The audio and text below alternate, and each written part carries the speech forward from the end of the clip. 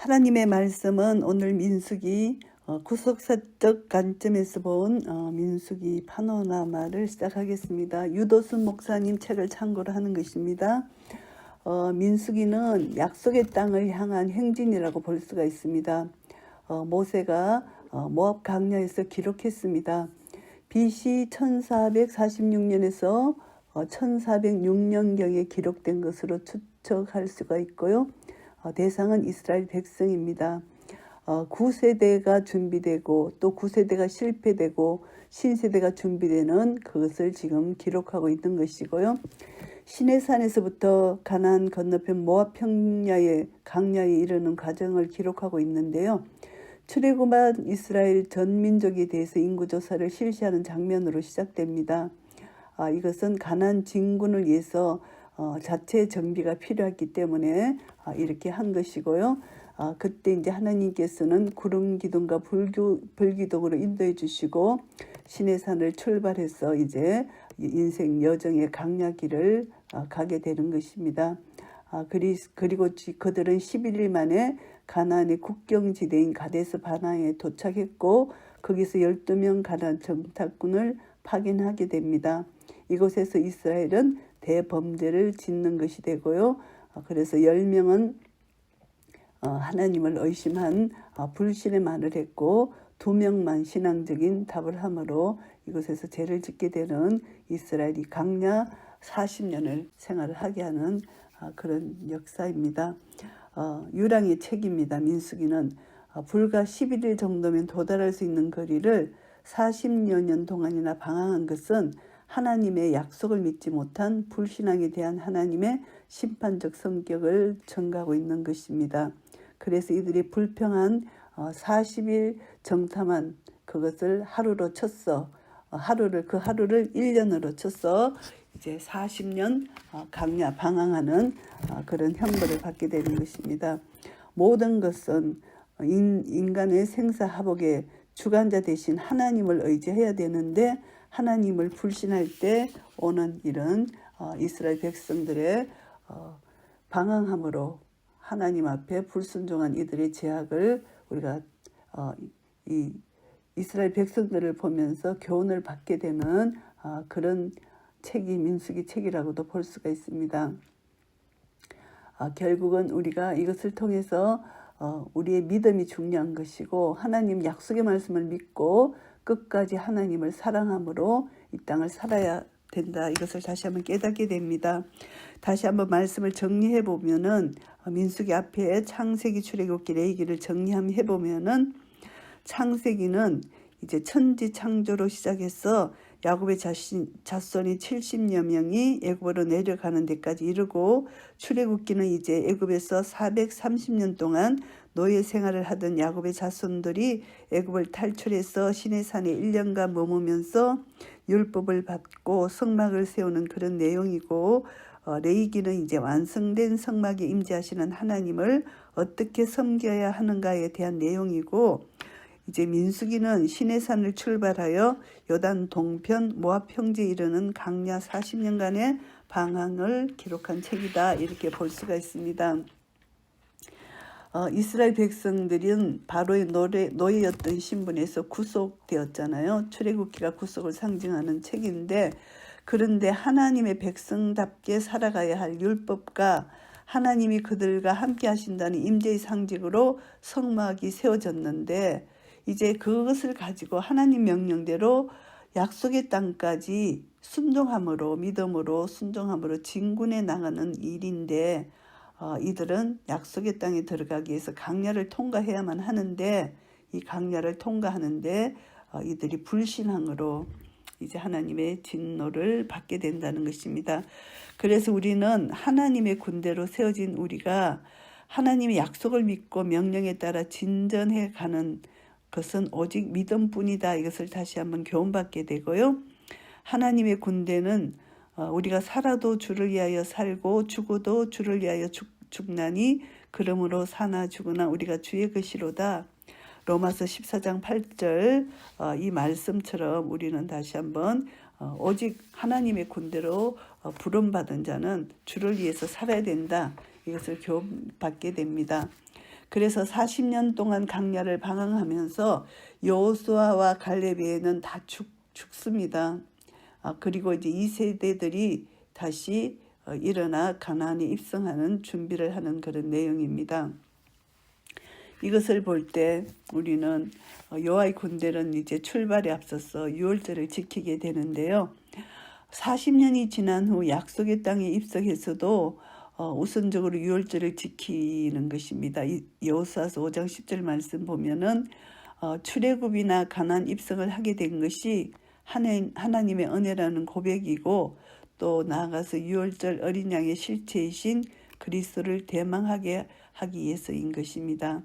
그래서 하나님의 군대는 사기가 충전한가, 그것을 다시 한번 생각해 본다면은 이들이 유월절 정신을 망각하고 악한 말로 하나님을 원망했다는 것입니다.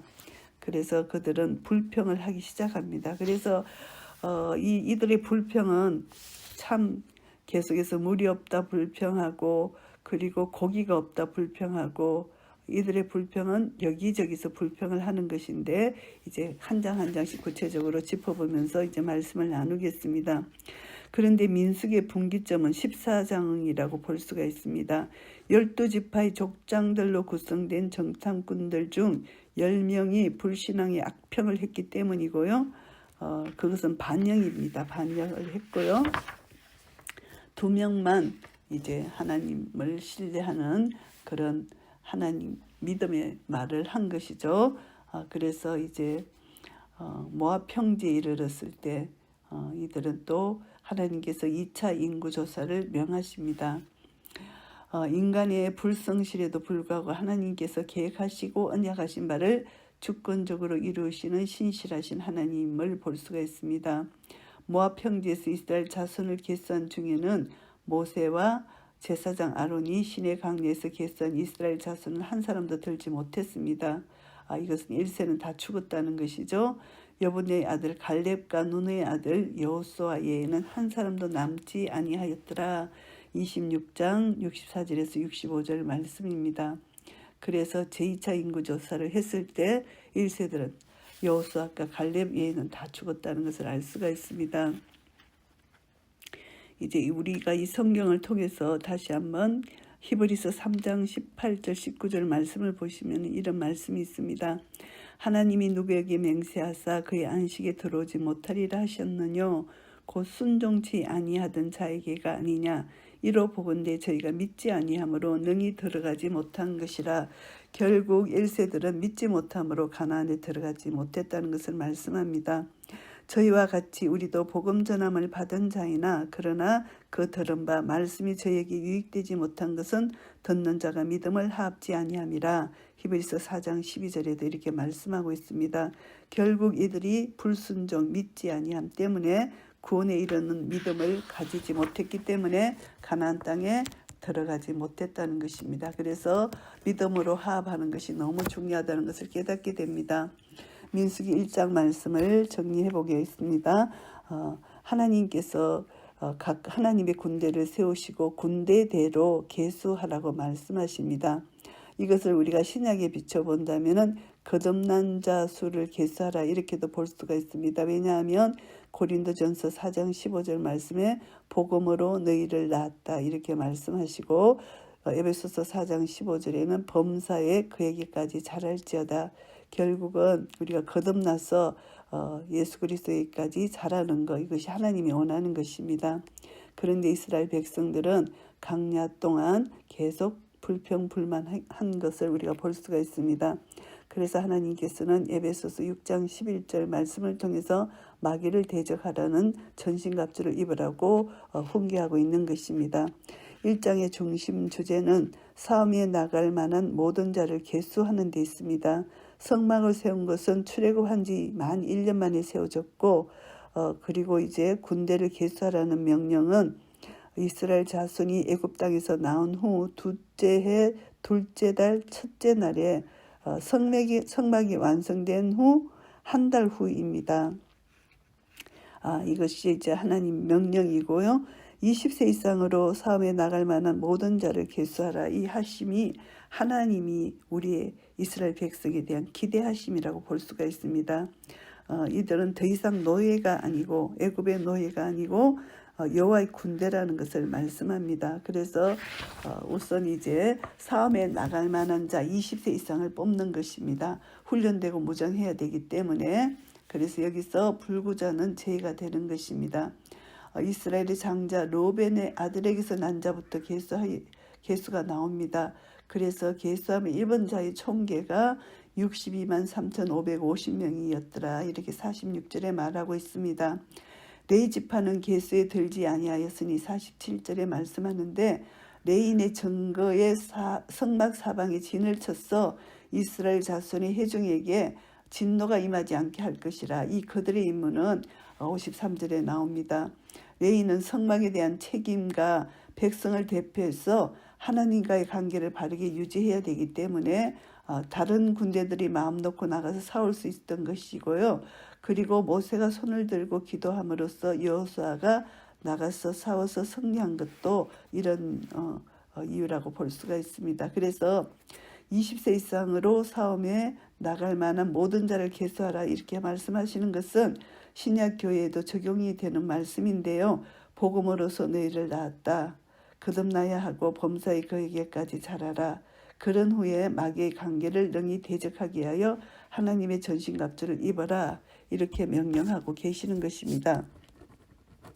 이것을 통해서 우리는 다시 한번 하나님 앞에 영적 전쟁을 치러서 하나님 앞에 나아가야 되는데 하나님 앞에 나아간다는 것은 하나님이 우리에게 맡기신 사명을 넉넉히 감당하기 위해서 우리는 영적으로 전신갑주를 입어야 된다. 이렇게 할 수가 있습니다. 하나님과의 바른 관계를 유지해야 된다는 것입니다. 왜냐하면 하나님께서 우리를 하나님의 군대로 불러주셨기 때문에 그리고 이 군대는 반드시 전쟁을 치러야 되기 때문에 그래서 전쟁에 나가려면 훈련이 필요하고 무장이 필요하다는 거 1장을 통해서 깨닫게 되고요. 그 다음 2장은 군대를 편성하라는 명령입니다. 그래서 군대를 편성해야 되는 이유는 내 자신의 위치, 각 지파가 이제 행진하는데 행군 순서를 정해야만 자기 위치를 알 수 있고 자기 지파에서 행진을 할 수 있기 때문입니다. 그래서 각 지파마다 이렇게 이제 군대를 편성하게 하는데요. 계수한 20세 이상으로 싸움에 나갈 만한 자를 편성하는 내용입니다. 세 지파를 한 진영으로 묶어서 4개의 진영으로 편성하고 성막을 중심으로 동서남북 사방에 진을 치라 명령하십니다. 레위 지파 대신에 요셉 지파가 에브라임과 므낫세 2지파로 나누어졌기 때문에 12지파가 유지될 수 있는 것이고요. 2장의 핵심은 해막이 모든 진영의 중앙에 있게 하라 이런 말씀입니다. 진을 칠 때나 진행할 때나 언제나 해막은 중앙에 위치해야 된다. 이것은 하나님 중심의 삶을 강조하는 말씀입니다. 하나님께서 그들의 하나님이 되셔서 자기 백성들과 함께 하시고 인도해 주신다는 것을 나타내는 것입니다. 그리고 진영과 이고 또 속하다 이런 말씀이 강조되는데요. 나의 소속 또 나 자신의 위치를 잃어버리지 말아라 이것입니다. 17절 말씀해 보시면은 각 사람은 자기 위치에서 자기들의 길을 따라 앞으로 행진할지니라 이렇게 명령하고 있습니다. 결국은 하나님은 각 지파에게 군대를 편성하게 하시고 이제 그 군대 위치를 점검하게 하셔서 자기 자신의 위치대로 하나님을 중심으로 질서 있게 움직여야만 하나님 나라 군대가 승리할 수 있다는 것을 교훈 받습니다. 우리가 이제 유다서 1장 6절 말씀해 보시면은 천사가 자기 지위를 지키지 아니하고 자기 처소를 떠났습니다. 그랬기 때문에 첫날의 심판까지 영원한 결박으로 흑암에 가두셨다 이렇게 말씀하고 있습니다. 우리는 그리스도께 속한 자고 사망에서 생명으로 옮겨진 자들입니다. 그래서 우리의 이치, 나의 정체성 이것이 굉장히 중요하고 나의 정체성을 깨달을 때 나의 사명이 무엇인지를 알게 됩니다. 그래서 우리는 하나님이 내 마음의 중심에 계시고 그리고 하나님의 인도하심을 따라가야 되고 질서의 하나님은 나의 정체성을 따라서 이렇게 나를 질서 정연하게 나를 인도해 주신다는 거. 그래서 하나님이 정해주신 그 위치 안에, 그 경계 안에서 우리가 만족하고 자족하고 하나님께 감사하고 찬양하고 나아갈 때 하나님이 우리를 통해 영광을 받으신다는 것을 교훈받게 됩니다. 그리고 이제 민수기 3장은 레위지파를 계수하고 레위지파에 대한 임무입니다.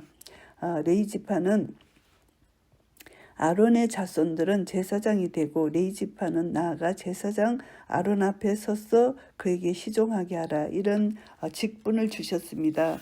그래서 이제 영광만 있는 것이 아니라 나답과 아비후는 신의 강야에서 여호와 앞에서 다른 불을 들이다가 여호와 앞에 죽음을 당하는 그런 사건도 있습니다. 그래서 제사장 직분을 행한다는 것은 막중한 책임이 따른다. 영광만 생각하면 안 된다는 것입니다. 그래서 레위지파가 제사장 지파로 선택된 것은 하나님께서 레위가 디나 사건이 있었잖아요. 창세기 34장에 그때 이제 포악한 복수를 감행했기 때문에 창세기 49장에 축복 대신에 저주를 받은 지파입니다. 그런데 그런 저주 아래 있던 레위 지파가 하나님의 제사장의 지파가 되고 성막의 봉사자가 될 수 있었던 것은 오직 유월절 어린 양의 대속으로 말미암아 저주에서 자유하게 된 전적인 하나님의 은혜다, 이렇게 생각할 수가 있습니다. 이 은혜를 입은 레위 지파는 검성아지 사건 때 모세가 누구든지 여호와의 편에 있는 자는 내게로 나오라 했을 때 레위 자손이 다 모여서 그에게로 나아갔습니다. 출애굽기 32장 26절. 그래서 하나님 편에 섰다고 말씀하십니다. 이것이 은혜를 입은 자의 특성입니다. 왕같은 제사장들이 된 우리들의 경우도 이와 같은 것이죠. 그래서 우리는 정말 죄인들이지만 하나님의 은혜로 말미암아 죄에서 구속함을 받고 하나님의 자녀에 대해 열에 서고 하나님이 우리를 의롭다 말해주시는 것이죠. 그래서 이제 우리는 하나님 편에 섰고 예수님의 보혈 때문에 하나님의 은혜를 입은 자이다. 하나님이 어렵다 칭해 주시는 그런 은혜를 입은 자라는 것을 깨닫게 됩니다. 그래서 레위지파 본래의 속성은 포악한 복수를 하는 속성을 가진 자들이지만 그는 또 하나님께서 유월절 대속으로 죽음을 면하게 해주시고 그리고 이제 너희는 너희 자신이 것이 아니고 값으로 산 것이 되었다. 이 대속 교리를 통해서 왕같은 제사장 그런 신분을 주셨습니다. 우리도 이런 신분을 받았고요. 그래서 우리는 이런 신분을 받은 자는 자기 자신을 위하여 살지 않고 오직 예수님을 위해서 살아야 된다는 것을 교훈받게 되고요. 이제 4장에는 직무가 분담이 됩니다. 레위 자손들 30세 이상으로 50세까지 해마의 일을 하게 하여 이제 직무를 분담하게 됩니다. 그들의 수를 계수해서 분담을 시키는데요. 고앗 자손의 임무는 이제 성막 안에 있는 법궤 그리고 지성물들을 운반하는 직무이고요. 이 14절 말씀에 보시면은 이제 운반할 때 고앗 자손이 맨다 이렇게 말합니다. 법궤를 어깨에 메고 운반을 하는 것입니다. 게르손 자손의 임무는 21절에서 28절에 나오는데 성막의 휘장들과 해달의 가죽으로 된 덮개 등을 운반하는 임무가 주어졌고요. 머라니 자손의 임무는 29절에서 33절인데 성막을 세우는 데 필요한 기둥과 널판과 말뚝 등을 운반하는 일이 분담되었습니다. 결국은 가장 무거운 짐은 수가 가장 많은 머라니 자손에게 임무가 할당되었고요. 가장 가벼운 짐은 수가 제일 적은 게르손 자손에게 맡겨졌습니다. 그리고 이제 여기서 보면은 어느 누구도 맡겨진 짐이 없이 빈손으로 가는 자가 없다. 한 사람도 없다. 그래서 우리는 하나님이 우리를 불러주셨으면은 감당치 못할 것이 없다는 것입니다. 하나님께서 감당할 시험만 주시고 또 감당할 그곳에서 그 힘과 능력을 주셔서 넉넉히 승리할 수 있게 하신다는 것을 알게 됩니다. 그리고 우리가 이 점에서 명심해야 할 것은 법궤를 맡은 고앗 자손들이 널판이나 말뚝을 맡은 머라니 자손들을 쓸데없다고 무시하거나 또 반대로 휘장을 맡은 게르손 자손들이 고앗 자손들을 부러워하고 또 자신들은 필요 없는 사람이다 이렇게 비하해서도 안 된다는 것입니다. 하나님께서 명하신 성막의 식양의 전체가 합해서 그리스도의 모형인 것이기 때문에 그리스도인들은 몸의 일부인 지체들로 쓰임을 받는 것, 그것이 감사한 것입니다. 그래서 기둥이 없으면 덮개는 어떻게 덮을 수가 없잖아요. 성막이 세워지지 않으면 법궤가 어디에 안치할 수가 있겠습니까? 말뚝 한 개라도 없어진다면 성막은 이렇게 세워질 수가 없잖아요. 그러니까 이 모든 것을 보면은 하나님께서 각 지파에게 각자에게 주신 직무가 있다는 것입니다. 그래서 우리는 교회를 섬길 때 하나님께서 에베소서 4장 12절 말씀에 보면은 성도를 온전케 하며 봉사 일을 하게 하며 이렇게 말씀하셨습니다. 그래서 성숙한 그리스도인 각자에게 주어진 봉사 일을 잘 감당할 수 있는 것이 성숙한 그리스도인이다 이렇게 생각하고요. 맡은 자에게 구할 것은 충성이니라 이 말씀을 기억하시기 바랍니다. 그리고 5장 말씀은 하나님이 거하시는 진영입니다. 그래서 하나님의 진영을 더럽게 하면 안 된다는 것입니다. 왜냐하면 이스라엘 백성들이 거하는 이 진영 가운데 하나님이 거하시기 때문입니다. 그래서 5장 중심점은 진영을 더럽히지 말라 이렇게 말씀하십니다. 그래서 3절 말씀에 보시면은 내가 그 진영 가운데 거하느니라. 하나님이 진영 가운데 거하시기 때문에 진영을 더럽히지 말라는 것입니다. 신약교회에서는 우리가 성전이잖아요. 그래서 우리 성전을 더럽히지 말라. 하나님께서 내가 거룩하니 너희도 거룩하라. 이렇게 고린도전서 3장 16절 17절에도 말씀하십니다. 그래서 또 고린도전서 6장 15절 말씀에도 너희 몸이 그리스도의 지체인 줄 알지 못하느냐. 내가 그리스도의 지체를 가지고 창녀의 지체를 만들겠느냐. 결코 그럴 수 없느니라 이렇게 말씀하십니다. 부정한 자, 구약에서 나병한 자, 유출병 이런 자들을 부정한 자라고 말하면서 진영 밖으로 내보내라고 명하십니다. 이것은 나병한 자나 유출병 환자는 타인을 더럽히거나 전염시키는 악종 종양이 퍼져나간다. 이것은 죄악을 상징한다는 것입니다. 그래서 죄악을 상징하기 때문에 교회 안에 이 죄악을 막기 위해서 이렇게 한다는 것이죠. 밖에 있는 불신자들은 하나님이 심판하지만 이 악한 사람, 우리 교회 안에 들어온 사람, 회중 안에 들어오는 사람은 내쫓으라 이렇게 말씀하고 있는 것입니다. 그래서 이것을 보면은 교회의 거룩이 중요하다. 시편 139편 23절 24절 말씀에 보시면은 하나님이여 나를 살피사 내 마음을 아시며 나를 시험하사 내 뜻을 아옵소서. 내게 무슨 악한 행위가 있나 보시고 나를 영원한 길로 인도하소서. 이 말씀을 우리가 기억해야 되고요. 그래서 더 이상 우리는 성전을 더럽히지 말아야 된다. 내 죄를 날마다 생각난다면 예수님 보혈로 씻고 우리 죄를 자백하면 저는 미쁘시고 의로사 모든 불의에서 우리를 깨끗게 하시는 주님 앞에 죄를 자백하고 깨끗이 씻는 것이 우리가 해야 될 일이라고 보고요. 이제 6장 말씀을 보면은 나시린이 선하는 그런 내용입니다. 6장은 크게 두 부분으로 나누면은 나시린의 규례와 제사장 축복으로 되어 있습니다. 나시린의 규례는 헌신이고 제사장의 축복은 하나님의 은혜라고 볼 수가 있습니다. 유월절 어린 양의 피로 구속하여 자기 백성을 삼으신 자들에게 율법을 수여하시고 성막을 통해서 그들 가운데 거하시고 이제 시내산은 출발하여 목적지 가나안을 향해 진군하기 앞서서 나실인의 제도를 말씀하시는 것은 아주 적절한 순서다 이렇게 말씀하시는 것이고요. 자기 몸을 구별하라는 것입니다. 그래서 제사장도 그렇게 구별된 자 이런 의미에서 나실인이라고 할 수가 있습니다. 궁극적으로 참 나실인과 제사장은 지상에 계시는 동안 온전히 헌신하신 예수 그리스도를 예표한다고 볼 수가 있습니다. 고린도전서 6장 20절 말씀에 보시면은 너희는 너희 것이 아니라 값으로 산 것이 되었으니 그런즉 너희 몸으로 하나님께 영광을 돌리라 이렇게 말씀합니다. 그리고 제사장에게 두 가지 큰 임무가 주어지는데 첫째는 백성을 대리해서 하나님께 제물을 드리는 일이고 둘째는 하나님을 대리해서 백성들에게 축복하는 일입니다. 중보자 역할이죠. 이것을 통해서 여호와는 내게 복을 주시고 너를 지키시기를 원하며 이렇게 말씀하십니다. 이스라엘 백성들에게 복 주시기를 원하고 지키시기를 원하시는 하나님 마음, 여호와는 그의 얼굴을 내게 비추사 은혜 베푸시기를 원하며 또 여호와는 그의 얼굴을 내게로 향하여 드사 평강 주시기를 원하노라. 이것이 하나님의 복입니다. 그래서 하나님은 은혜를 베푸시기를 원하시고 평강 주시기를 원하시는 이 축복, 은혜와 평강의 복을 이제 주시기를 원하시는 것이 하나님의 마음이라는 것이죠. 그래서 우리는 이제 왕 같은 제사장 우리 직분을 받았습니다.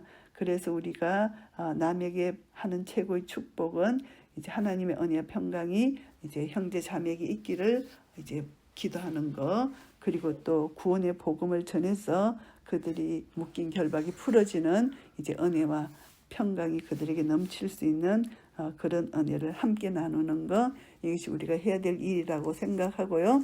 이제 7장 말씀에 보면은 단에 드리는 봉은 예물입니다. 이제 모세가 장막 세우기를 끝내고 이제 그것에 기름을 발라서 거룩히 구별하고 그 모든 기구와 제단과 그 모든 기물에 기름을 발라 거룩히 구별한 날의 1절 이렇게 시작됩니다. 기름을 발라 이 말은 거룩히 구별하다는 말이 각각 2번씩 나오는데요. 이는 천막을 성막되게 하는 결정적 요소라고 볼 수가 있습니다. 성막이 다른 천막과 구별되는 것, 기름을 발랐다는 것입니다.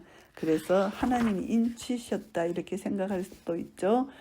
그래서 성막의 계시의 말씀은 요한복음 1장 14절에서 이 계시의 말씀이 이루어졌습니다. 말씀이 육신이 돼 우리 가운데 거하심에 이 거하신다는 것은 성막, 장막을 치셨다는 것이죠. 우리 가운데 우리가 그 영광을 보니 아버지 독생자의 영광이요 은혜와 진리가 충만하더라. 우리 안에 우리 심령 안에 여호와께서 장막을 치셨다. 성막을 이제 여기서 만드셨다는 것을 알 수 있습니다. 결국 우리는 그리스도 기름 부음을 받은 예수 그리스도로 말미암아 예수님이 친히 내 속에 오셨다는 것입니다.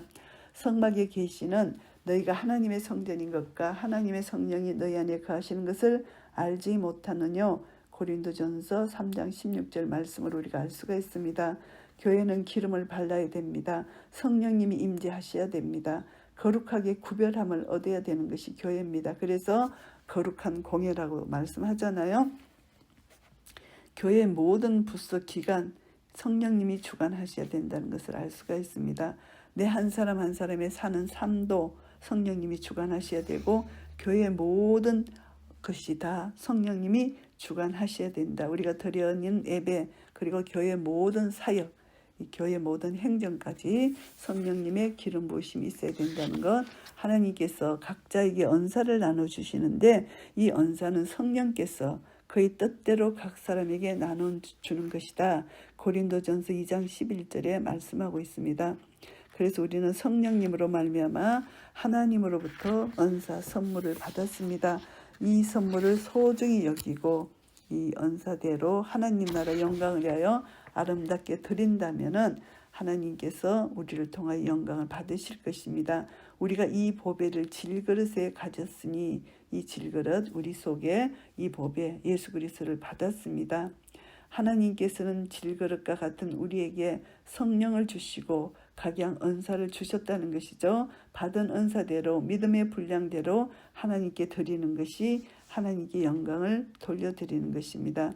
결국은 우리가 하나님으로부터 받았기 때문에 모든 것이 하나님의 것이라는 것을 기억하고 그리고 우리 한 사람 한 사람은 하나님께 기쁨으로 자원하는 마음으로 드릴 때 하나님께서 우리를 통하여 영광을 받으실 것이고요. 8장 말씀은 레인이 정결을 의식하고 봉사하는 그런 내용입니다. 8장은 이제 덩불을 켤 때 제도입니다. 그리고 또 레인을 정결케 한 후 봉사하게 하는 이 두 부분으로 나눠집니다. 레인이 이제 이스라엘이 처음 난 자를 대신해서 제사장을 시종하게 하라 이렇게 3장 6절에 명령하셨잖아요. 4장에서는 레위의 세 자손에게 성막의 직임을 분담시키셨고요. 이제 7장에서 임무를 수행하는 데 필요한 소와 수레들이 선물로 주어졌는데 이제 바로 직임을 수행하면 된다는 것입니다. 그래서 그들을 먼저 직무를 수행하기 전에 정결케 하는 정결 예식을 드리는 것입니다. 회막에 들어가 봉사할 것이다. 15절 말씀합니다. 정결케 하고 먼저 제사장이 정결케 해야 된다는 것이죠. 그래서 이스라엘 자손은 레인에게 안수하고 레인은 수송아지에게 안수하여 속죄제를 드린 후에 요제를 드릴지니라 이렇게 말씀합니다. 그들은 이스라엘 자손 중에서 내게 온전히 드릴 바 된 자라. 이스라엘 자손 중 모든 초태생 곧 모든 처음 태어난 자 대신 내가 그들을 취하였나니 대속한 자라는 것입니다. 그래서 레위인들은 이 예표를 가지고 너희 몸을 하나님이 기뻐하시는 거룩한 산제사로 드리라. 로마서 12장 1절을 하시는 말씀, 신약교회 레위인들인 우리에게도 적절한 말씀이라고 볼 수가 있습니다. 레위인의 봉사, 등불 켤 때의 제도, 이것이 연관된 것을 보면은 일곱 등잔대 앞으로 비추게 하라 2절에 명하셨는데 앞을 비추게 하라 왜 명하셨나 하면은 계시록에 보시면은 보좌 앞에 7 등불이 켠 것이 있으니 이는 하나님의 7 영이라 이렇게 계시록 4장에 말씀하고 있습니다. 그래서 이것은 하나님의 백성들이 행하는 봉사 예물드림이 7 등잔이 비치는 빛 앞에서 곧 7역 앞에서 행해져야 된다. 이것을 나타내는 말씀으로 볼 수가 있고요. 우리가 드리는 기도, 예배, 예물, 봉사 모든 것이 하나님의 7 등잔이 비치고 있는 여호와의 존전에서 행하여지고 있다는 것을 우리가 기억해야 된다는 것. 그래서 하나님은 지금도 불꽃 같은 눈으로 우리를 감찰하고 계십니다.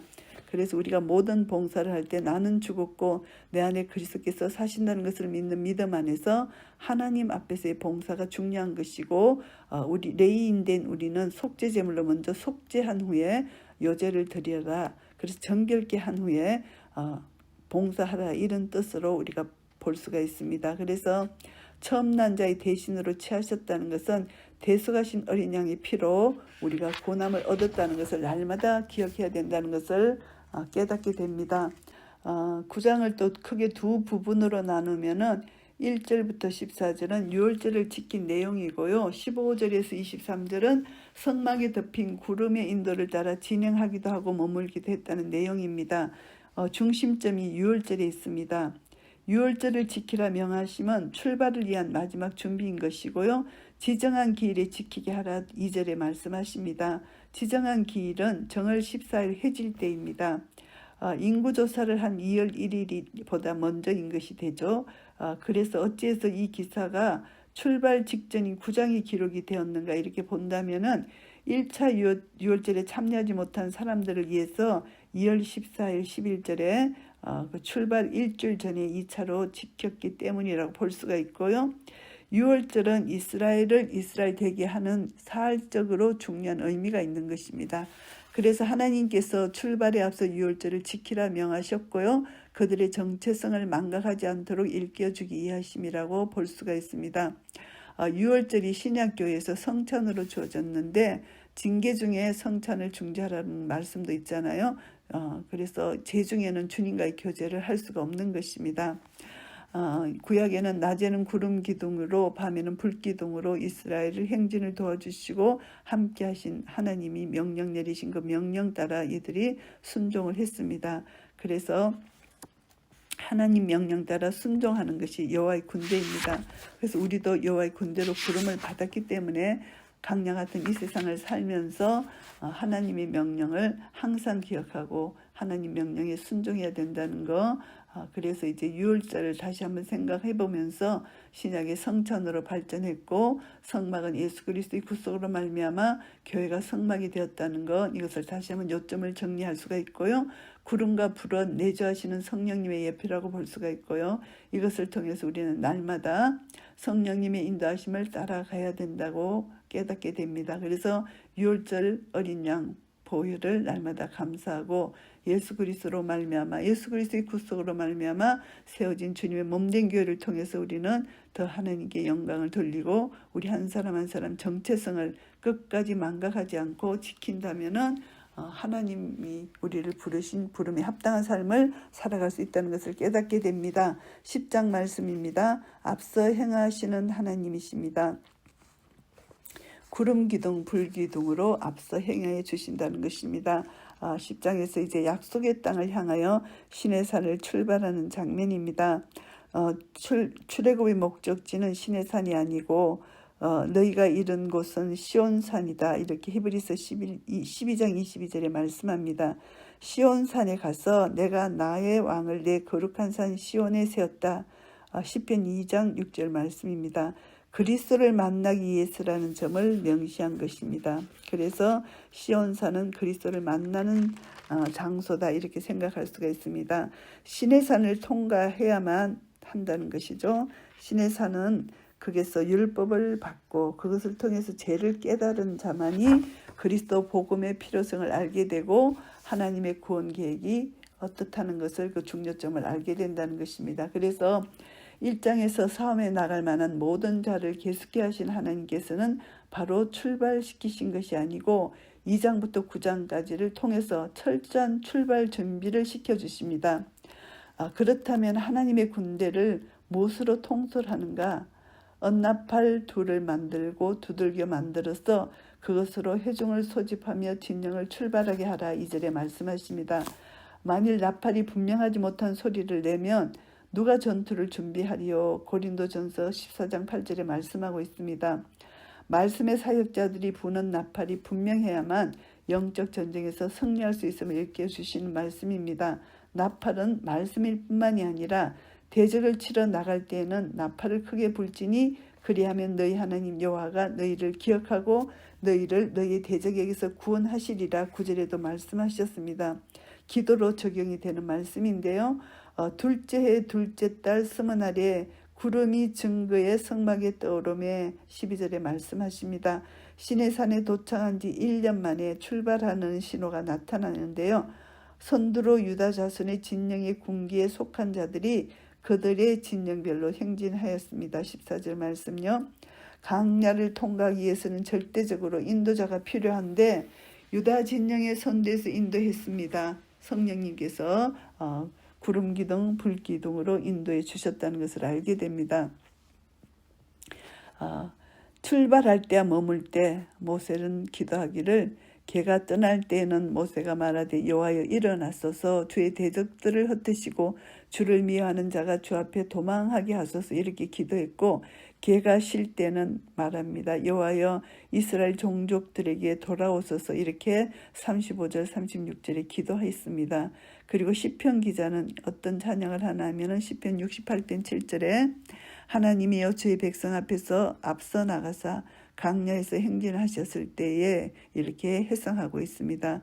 너무나 감격해서 말을 잇지 못하고 셀라라고 말합니다. 이와 같이 그들이 여호와께서 모세에게 명하신 것을 따라 행진하기를 시작하였는데 이렇게만 계속했다면 얼마나 좋았겠습니까? 그런데 이제 14장에서 엉망의 소리가 나오는 것입니다. 우리가 갈라디아서 5장 16절 말씀을 보시면은 너희는 성령을 따라 행하라 그리하면 육체의 욕심을 이루지 아니하리라 이렇게 말씀하셨는데 성령을 따라 행하지 않고 육체의 욕심을 이루게 되는 것을 볼 수가 있습니다. 그래서 11장에는 이제 하나님의 은혜를 잊어버리고 탐욕으로 가득 찬 불평불만하는 이스라엘 백성들을 볼 수가 있습니다. 11장의 핵심은 너희 중에 계시는 여호와를 멸시하고 이런 말씀입니다. 어떻게 멸시했는가? 이들은 애굽에서 왜 우리가 어찌하여 애굽에서 나왔는가? 이렇게 20장 20절에 말하고요. 출애굽한 것을 원망하는 말이죠. 그리고 유월절 양의 피로 구속하여 주신 것을 부정하는 불신앙입니다. 그리고 두 번째는 이들이 만나 외에는 보이는 것이 아무것도 없도다. 6절에 이렇게 원망을 합니다. 만나를 불평한 것입니다. 유월절 양과 만나 누구의 표상인가 생각해 본다면은 예수 그리스도에게 불평했다는 것을 알 수가 있습니다. 여호와의 명을 쫓아 행하던 자들이 출발하자마자 원망, 탐욕, 불신, 울음 이렇게 불신의 울음이죠. 이렇게 이들이 이런 소리를 내고 있습니다. 그래서 이제 이것을 보면은 이들은 바로의 노예의 신분에서 유월절 양의 피로 구속하여 하나님 백성으로 삼아주신 구속의 원청을 망각했습니다. 애굽에서 당했던 비참한 노예 생활을 대해서 이들이 다시 한번 그것을 회상하면서 그것을 그리워하고 있다는 것입니다. 이것을 보면 이들은 정말 하나님의 은혜를 완전히 배반한 것이죠. 요한복음 6장 48절에 보시면은 내가 곧 생명의 떡이로다 예수님이 말씀하셨습니다. 만나는 예수 그리스도의 예표라는 것이죠. 그리고 이제 이들이 강야를 행진하는데 행진하는 자가 이제 60만 명입니다. 그들을 위하여 양떼와 소떼를 잡은 들 조카오며 바다의 모든 고기를 모은 들 조카오리까 22절에 이렇게 불가능성을 모세가 말합니다. 여호와께서 모세에게 말씀합니다. 여호와의 손이 짧으냐? 내가 이제 내 말이 내게 응하는 여부를 보리라. 23절에 말씀하십니다. 사람이 여호와에게서 나와 바다에서부터 메추라기를 몰아 진영 곁 이쪽 저쪽 곧 진영 사방으로 각기 하룻길을 지면 이 두 규빗점에 내리게 한지라 이렇게 말씀하십니다. 그래서 고기가 아직 이 사이에 있어 씹히기 전에 여호와께서 백성에게 대하여 진노하셔서 심히 큰 재앙으로 치셨습니다. 그래서 이것을 보면은 두 가지 지명이 여기서 나오는데 다베라 불사르다는 뜻이고요. 기브롯 핫다아 이렇게 말하는 것은 탐욕의 무덤이라는 것입니다. 결국 이들은 하나님 말씀을 불평하고 불순종해서 이렇게 큰 재앙을 받게 되는데 고린도전서 10장 11절 말씀에 보시면은 이는 말세를 만난 우리의 거울이 되고 경계로 주어진 말씀이다 이렇게 말하고 있습니다. 하나님께서 신약교회에 만나 되신 말씀으로 우리에게 주셨습니다. 그래서 이 말씀을 우리가 받고 말씀을 그대로 아멘하며 감사함으로 받아야 됩니다. 말씀을 자기 탐욕으로 잘못 받을 때 우리는 불사름을 당하는 그런 어리석은 삶을 살게 되는 것입니다. 결국은 불신, 불평, 불만은 우리는 결국 멸망할 수밖에 없다. 불사름을 당할 수밖에 없다. 이런 교훈을 받게 되고요. 12장 말씀입니다. 하나님의 온 집에서 충성한 모세를 비방하는 그런 내용입니다. 미리암과 아론이 모세를 비방하다가 징계를 당합니다. 모세를 비방한 표면적인 동기는 모세가 구스 여자를 취하였기 때문인데요. 이것은 구실 뿐이고요. 여호와께서 모세야만 말씀하셨느냐 우리와도 말씀하지 아니하셨느냐 2절입니다. 하나님께서 모세를 택하여 세우신 하나님의 권위에 대한 도전이라고 볼 수가 있습니다. 결국은 이 도전은 예수 그리스도를 배척하는 것과 똑같습니다. 모세는 하나님과 백성 사이 중보자로 세움을 받은 자인데 중보자이신 예수 그리스도의 예표가 되는 이 모세를 비방했기 때문에 결국은 이 강야교회가 일대 위기를 맞이하게 되는 것입니다. 그래서 이것은 하나님은 모세에게 불평한 것이 하나님께 대한 불평이라고 간주하고 계십니다. 여호와께서 갑자기 모세 아론과 미리암에게 말씀하십니다. 이로 인하여 하나님의 임재를 뜻하는 구름이 장막에서 떠나갑니다. 이로 인하여 미리암은 나병이 발하고 진 밖에 7일을 격리당하게 되고 백성들은 진행하지를 못하게 되었습니다. 모세는 그들을 대적하거나 변명하지 않고 하나님이 원하건대 그를 고쳐주소서 이렇게 중보기도를 합니다. 이 사람 모세는 온유함이 지면의 모든 사람보다 더하니라 이렇게 칭찬을 합니다. 주의 종이 온유하다고 그를 업신여겨서는 안 된다. 우리는 이런 교훈을 받게 됩니다. 주의 종이 온유할수록 더욱더 우리는 존경하고 하나님의 은혜가 함께한 것을 보면서 함께 하나님께 감사 찬양을 드리는 것 이것이 중요합니다. 교만하면 하나님의 임재가 떠난다는 것을 기억해야 되고요. 13장 말씀입니다. 이것이 민수기의 분기점이라고도 볼 수가 있습니다. 출애굽 1세들은 약속의 땅에 들어가지 못하고 2세들이 들어가게 되는 분기점이 되는 장입니다. 신명기 1장 22절을 우리가 보면은 정탐꾼들을 파송하게 된 것은 백성들이 요구하자 하나님께서 허용하신 것입니다. 그래서 1장에서 군사를 계수할 때는 12족장을 너희와 함께 설 사람들의 이름은 이러하니 이렇게 1장 5절에서 말씀하고 있잖아요. 하나님에 의해 임명되었으나 13장 정탐꾼들은 모세가 땅을 정탐하러 보낸 자들의 이름입니다. 여기서 보면은 모세는 정탐꾼들에게 그 땅 거민의 강약과 다소와 땅의 좋고 나쁨을 탐지해 오도록 지시한 것입니다. 파견된 12정탐꾼들은 같은 것을 보았음에도 그중 10명은 우리는 능히 올라가서 그 백성을 치지 못하리라. 그들은 우리보다 강하니이다 이렇게 보고를 했고요. 악평을 했습니다. 그러나 여호수아과 갈렙은 우리가 곧 올라가서 그 땅을 취하자 능히 이기리라. 이렇게 상반된 보고를 하는 것이죠. 이 차이는 무엇입니까? 결국 믿음의 문제라는 것입니다. 대적이 거인 같고 자신들은 메뚜기 같아 보이고 이것은 믿음 없는 자의 눈으로 본 것이죠. 그러나 믿음의 눈으로 본 자는 대적이 우리의 먹이다, 우리의 밥이다 이렇게 보는 것이죠. 약속의 땅은 약속을 믿는 믿음으로만 들어가는 곳이다. 우리는 깨닫게 됩니다. 그래서 열적장들의 보고는 1차적으로 객관성을 인정할 만하다 할 수는 있지만 결국 믿음이 없는 인간적인 눈으로만 본 것이고요. 갈렙과 여호수아는 이제 믿음의 눈으로 봤다는 것이 중요한 것입니다. 그래서 우리는 결국 보는 것으로 행하고 믿음으로 하지 않는 것은 잘못된 것이다. 이것을 알 수가 있습니다. 항상 우리는 육신의 눈으로 보지 않고 믿음의 눈으로 볼 때 능히 이길 수 있다는 거. 왜냐하면 하나님이 우리와 함께 하신다는 것을 믿는 믿음으로 승리할 수 있기 때문입니다. 그래서 육신에 속한 자는 육신의 일을, 영에 속한 자는 영의 일을 합니다. 결국은 성령이 아니고는 우리는 하나님의 뜻을 이룰 수 없다는 것 오늘 깨닫게 되고요. 고린도서 5장 7절 말씀에 보시면은 우리가 믿음으로 행하고 보는 것으로 행하지 아니함이로다 이렇게 말씀하고 있습니다. 결국 믿음으로 행하는 자에게 하나님께서는 은혜를 베풀어 주십니다. 우리는 육신의 눈으로 우리의 모든 삶의 문제를 해결하면 안 되고 우리는 믿음의 눈으로 이 모든 삶의 문제를 바라볼 때 하나님의 관점으로 보게 되고 하나님은 그것을 능히 이루실 능력의 하나님, 창조의 하나님, 우리를 구원해내실 구원자 하나님, 우리를 인도하실 인도자 하나님인 것을 알게 될 때 하나님은 능히 이기게 하여 주신다. 내가 그리스도 예수 안에 있고 예수님이 내 안에 계시기 때문에 나와 함께 계시기 때문에 나와 연합되었기 때문에 우리는 이것을 믿는 믿음 안에서 주님께 그냥 맡기기만 하면 나는 그리스도 함께 십자가에 못 박혀 죽었기 때문에 예수 그리스도를 믿는 믿음 안에서 살게 되면은 예수님이 우리를 통하여 모든 것을 이루시고 영광을 받으실 것입니다. 이런 은혜가 우리 모두에게 있으시기를 예수 그리스도 이름으로 축복합니다. 아멘.